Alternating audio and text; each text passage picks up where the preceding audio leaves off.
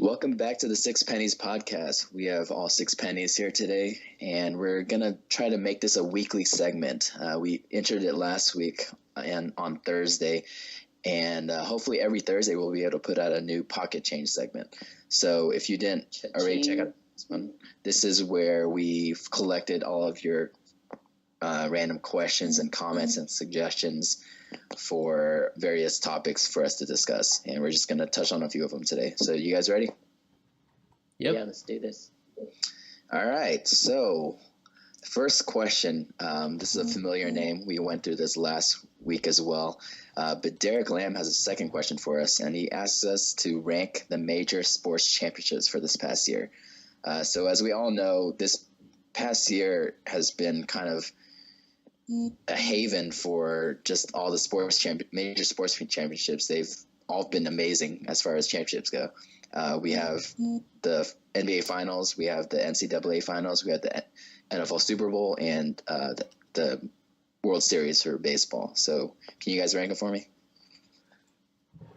Albie, you go first. For me, I'll go first. For me, it's baseball, basketball, college basketball, then football. The reason being is I know that MLB and NBA, both the World Series and the NBA Finals, you saw two teams come back from a 1-3 deficit, which is already insane to think about. And it was the first time in NBA history that happened. But I just can't discount or downplay the Cubs.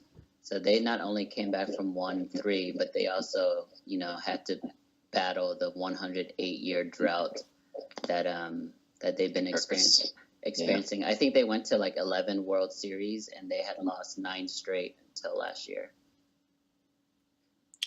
So for me, it's baseball first. Yeah, I would have basketball before baseball. Same thinking though on the 3-1 deficits. I just like basketball a lot more. So just the fact that I was watching the World Series already jumps that up high on my list for me because I'm just not that into baseball.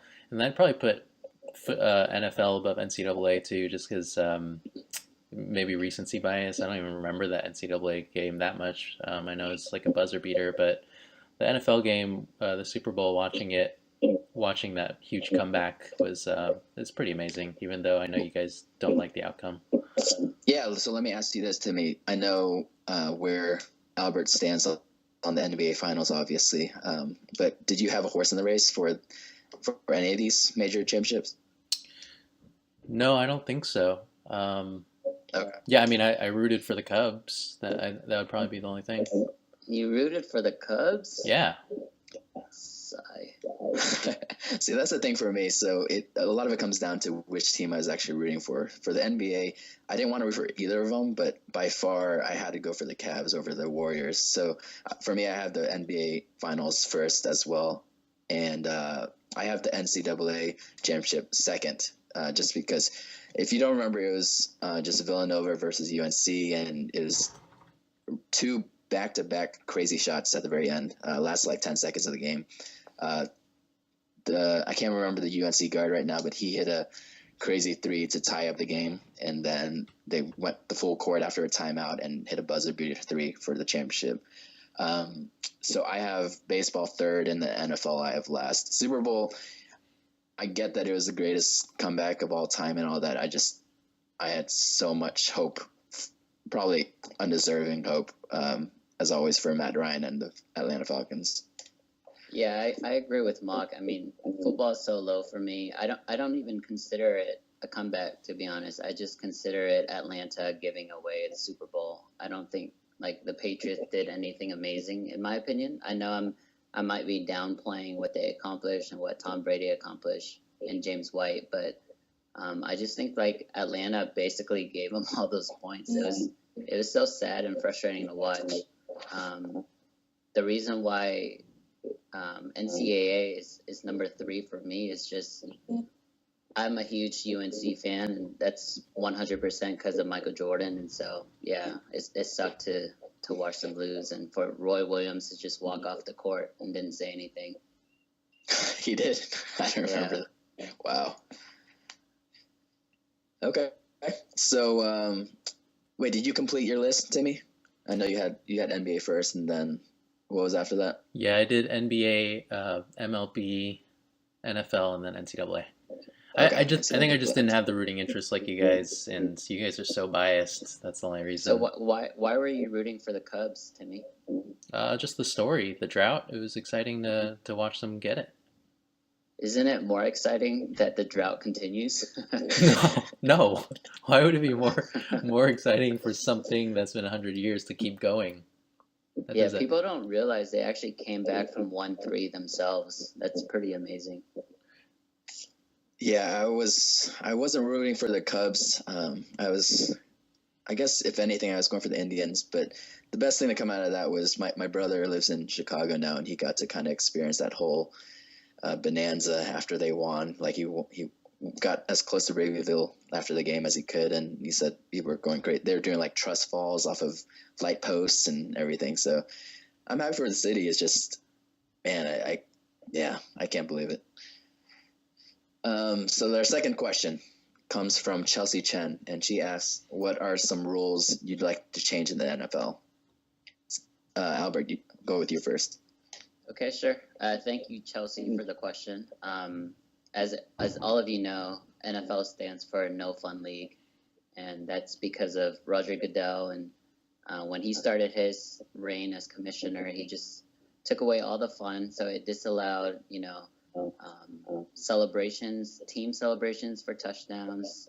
He disallowed like taking off your helmet after you score.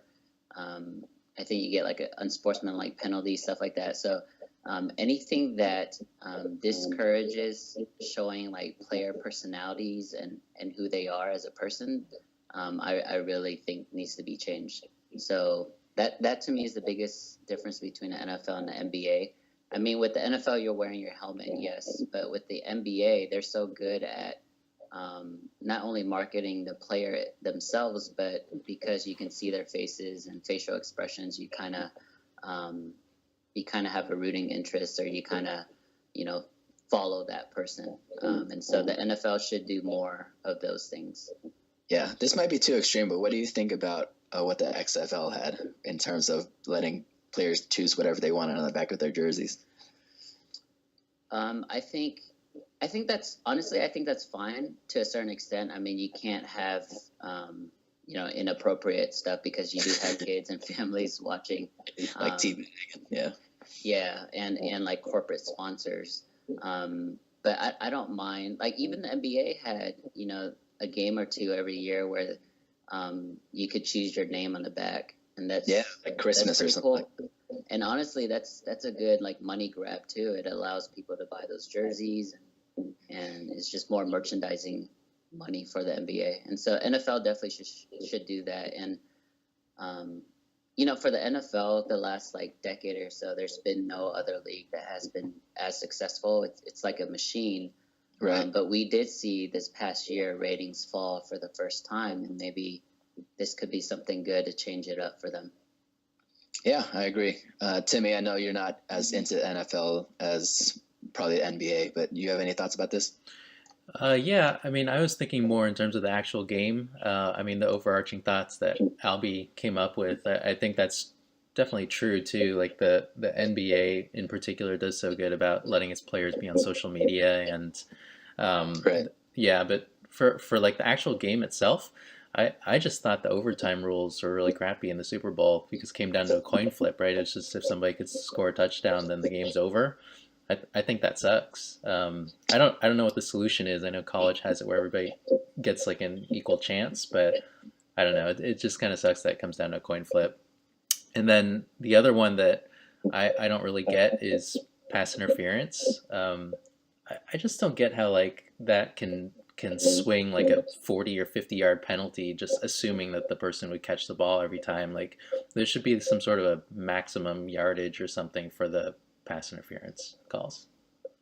Oh, interesting. Yeah, so right now it's a spot foul, and it really is so subjective. And they've talked about maybe adding it like a review process for it, like something that you could challenge via video replay. But I just don't think that's plausible either. Like there's so much hand fighting from play to play, and it's so hard to determine, when to throw a flag and when to, even when to call it pass interference versus just holding a receiver. And Yeah. so that's the difference between a spot foul and like a 5-yard penalty, which is ridiculous as well. Yeah, that's interesting you bring that up to me, because in the college game, college football, they're actually moving towards, or they want to move towards the NFL's rule of the spot foul. Because I think right now all pass interference in college football is just 15 yards, no matter what, whether it's a 60-yard penalty or 5-yard penalty. But yeah, that's interesting. That's a good point. I mean, I'd like to have one where maybe there's like two different pass interference penalties depending on like how far the ball is traveling. So I don't know, maybe there's a 10 and maybe there's a 20 or something, where there's no way that you can get like a 50-yard penalty. I kind of what agree. What if it's like a wide open receiver, and it's going to be like a 90-yard touchdown. The ball travels like 50 yards in the air, but the guy just like tackles him from behind. You're only going to give him a 20-yard penalty? I mean, how did he get wide open? How did the guy tackle him if he was wide open? I mean, wide open from an NFL standpoint, right? That's like 3 yards. Yeah, I don't know the solution. I don't like how it is now, where it's you can get that far on something where you can probably not even catch the ball sometimes. Yeah, that's a good call good discussion maybe for overtime rules, though. That's not something that I really thought about too much until Super Bowl happened, and I really wanted Atlanta to have another chance to choke the game away. But Albert, what do you think about the overtime rules? I think they just need to make it a fifth quarter. Whoever wins at the end of the fifth quarter, they just keep playing. Okay, so sudden death thing. Yeah, no sudden death. Just like I don't like the golden goal rules in overtime for soccer. Yeah. I don't like how it has to go to penalties and stuff like that. So I just rather them play it out. And if it takes 3 overtimes, it takes 3 overtimes. So no ties either. I mean, you can't have ties in the Super Bowl, right? I think in the regular season you can have ties. That's fine for me. But in playoffs, like elimination type, then you need a clear-cut winner. What do you guys think about the college football playoff? The college overtime rules then. So it's each team like gets it on the 25 or the 30-yard line, right? And they just get a chance to go in the end zone or match each other. I like that. Yeah. Maybe a little further away because 25 is pretty close, but yeah, I agree with Timmy there. I think giving both teams a chance or a possession offensively is nice, but 25 is way too close. It basically guarantees you at minimum a field goal attempt. Yeah, you guys. This is like the first time. Say, half like midfield would be good. I think this is like the first time you guys have both. It forces you to get at least 1 or 2 first downs. It's like the first time you guys have both agreed with me on anything. So great. Yeah, I don't know what the solution might be though. Just because if you change the end, so NFL right now, if both teams do get a possession unless they give up a touchdown, which is what happened in the Super Bowl, obviously. But if they give the other team a chance to match, then it still comes down to like a coin toss thing. So I feel like they either need to go always to like the college rules where you always have a chance to match, or I don't know. The fifth quarter thing is interesting though. I don't know if I'd want it like the full 15 minutes because those games would take forever, but maybe at least like a set amount of time, maybe like 8 minutes or something. So you could kind of guarantee that both teams would actually each have one possession. Let's see. So that kind of wraps up our second question. Our third question today comes from this girl. I don't know if you guys know her, Sharon Chu. That sound familiar? Oh yeah. Who is that again? We know her. Wait, Mock, okay. did you give your suggestions for for rule changes? Oh yeah, sorry. Real quick. So I agree with you guys about a lot of what you guys said, especially for Albert with the celebrations, touchdown celebrations. I don't think there should be any rules about that unless things are getting dangerous. Like you shouldn't be penalized and fined however much Antonio Brown got charged for twerking in the end zone. That was just really funny. For me, it's just roughing the passer calls. I think they're going way too protective now for quarterbacks. I agree, obviously, with the no helmet hits. You can't lead with the crown of your helmet, but they're getting penalized like 15 yards, automatic first down for literally just like slapping the quarterback's helmet, which is ridiculous. Like he has a full helmet on, and you're hitting with like a bare hand or something, and I don't think that should be called. Yeah. Yeah, but you don't want to lose your ear like Mesh Up. I can't remember why that happened. Like I think he got pulled to the side, Yeah, or his helmet got turned around and he got yanked. Oh, jeez. yeah. I think they called a face mask for that, which is obviously that's separate, but yeah, there's just too much protection now for quarterbacks. You can't hit them too high, you can't hit them too low. Like they're just shrinking the area where you can actually hit the quarterback now. Yeah. Good question, Chelsea. Yeah, really good question. So Sharon is Timmy's wife, spoiler alert, and she had our third question for today. So she mentioned, I don't know if she actually formed it in a question. She just said Blackish, the TV show Blackish versus Fresh Off the Boat. So I guess just general reactions for both of those TV shows. Timmy, we'll start with you.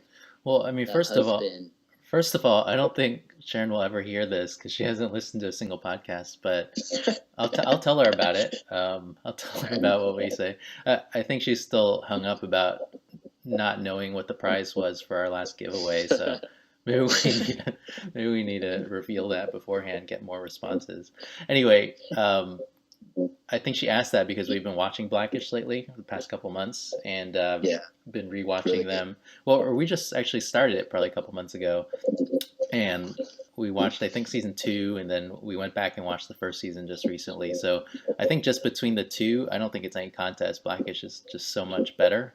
I watched Fresh Off the Boat probably the first 5 to 10 episodes, and I liked a couple of them, and then started hating them more and more just because of the accents that they had. I just didn't like that. And it just wasn't that funny after a while. I was like relating to some of the topics, but I just didn't think it was that funny. Blackish, on the other hand, I think every episode pretty much is hilarious, and all the characters in the show are just have more personality, especially the kids. I think the kids really make the show because they're just so fun to watch in each of their different personalities. Yeah, really good. Albert, go ahead. Yeah, to piggyback off Timmy and Blackish, I think it's a really funny show. I'm not really an Anthony Anderson fan, but I think the mom on that show is pretty hilarious. I think just moms in general for sitcoms are funny. But with that being said, I would probably choose Fresh Off the Boat, and that's because of the mom in the show as well. And it has nothing to do with her terrible accent on the show or the show's terrible acting, but it's more just because she stands up for women's rights, and I respect that a lot. So just for that alone, I'm going to pick Constance Wu and Fresh Off the Boat.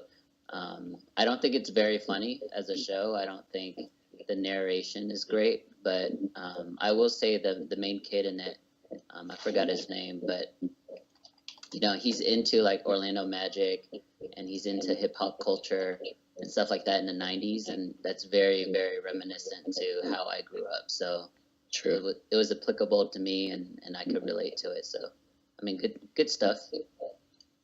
Yeah, so which show do you think has the better ratings? I would say Blackish. Yeah, me too. Yeah, so Blackish actually has a little better ratings.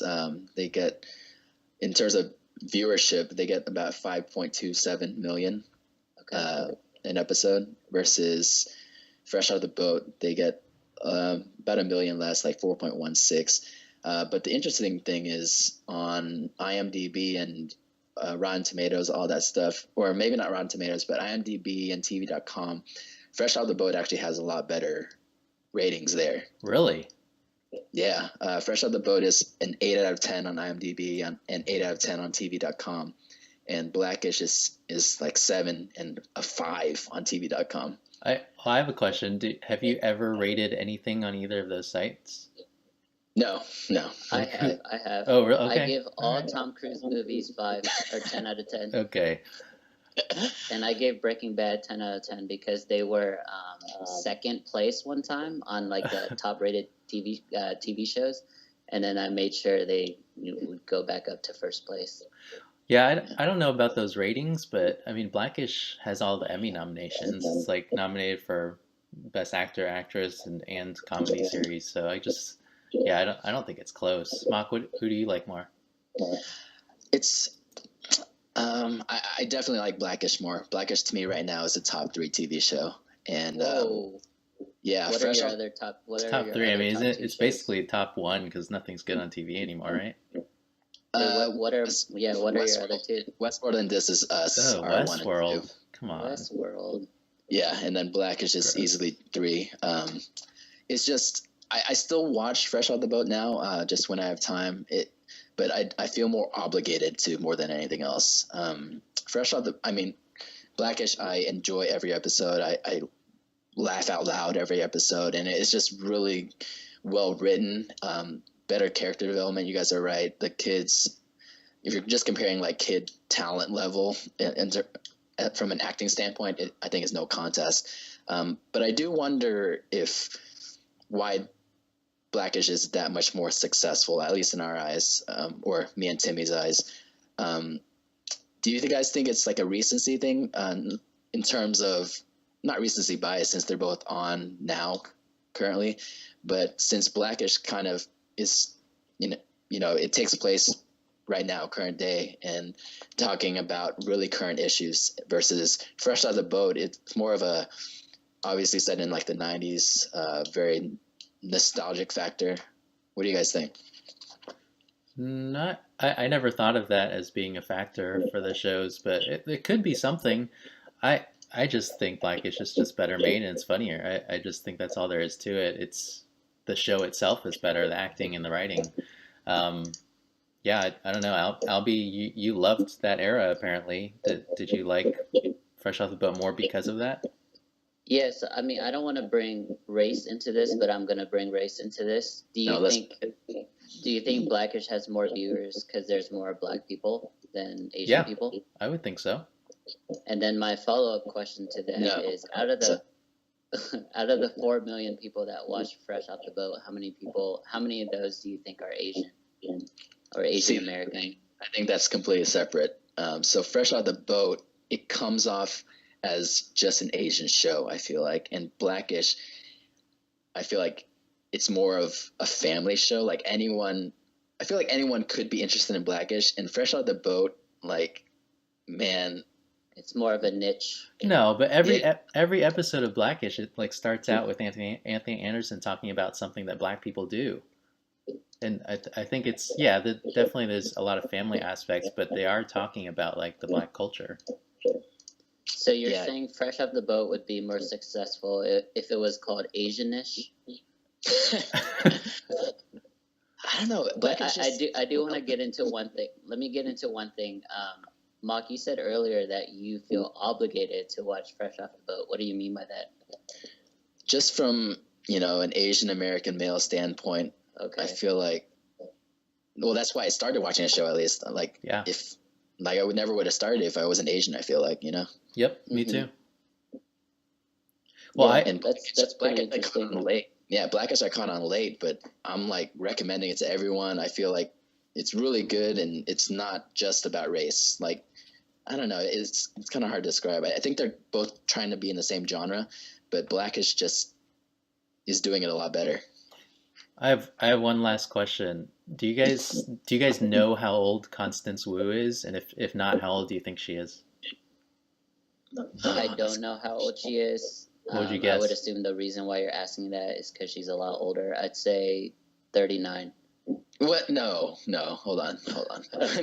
No, she's got. I don't think she's over like 27. I think she's young. What?